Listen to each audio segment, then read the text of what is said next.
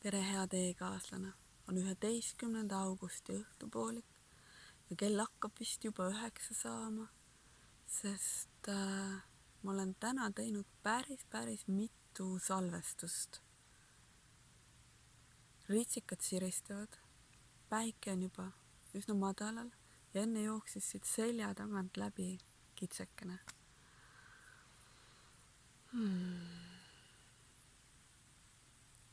Eile ja täna ma lugesin läbi kõik need 4 luuletuste raamatut, mille jaoks me praegu toetust hooandjas kogume. Nii et ole hea veel kord, kui sul on võimalik, toeta või jaga informatsiooni, et me saaksime selle summa kokku.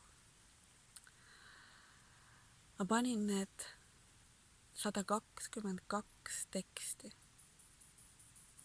4 erineva pealkirja all olevat teksti kokku 9 raamatuks ja sain umbes 260 lehekülge. Ma panin nad kokku, sest ma tahtsin näha, kuidas nad terviku moodustavad, kus nad algavad ja kus nad lõpevad. Sest need 4 raamatut on mõnes mõttes justkui sarnased, aga samas täiesti erinevad. Ta on justkui erinevad aastaajad, mis algavad, jõuavad oma tuumani ja lõppevad. Ja iga raamat läheb aina peenemaks ja peenemaks, tundmised võib-olla sügavamaks, aga samas stabiilsemaks. Ja nad juhatavad nii lugejat kui ka kirjutajat üha rohkem iseendale lähedale. Lugesin neid tekste, tundsin neid tundeid ja siis need tunded hajusid. Midagi jällegi vabanes ja ma armusin sügavamalt, veel kord iseendasse ja elusse.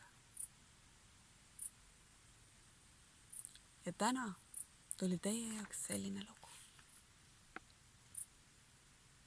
Jätan õpitu kõrvale. Jätan õpitu kõrvale ja luban sul end kanda. Usaldan oma elu su kätesse, sinu hoolimises, ühenduses minuga. Jätad õpitu kõrvale ja lubad mul end kanda. Usaldad oma elu mu kätesse, minu hoolimises, ühenduses sinuga. Jätame õpitu kõrvale ja elu kannab meid rõõmus ja kerguses, hoolimises ja ühtsuses.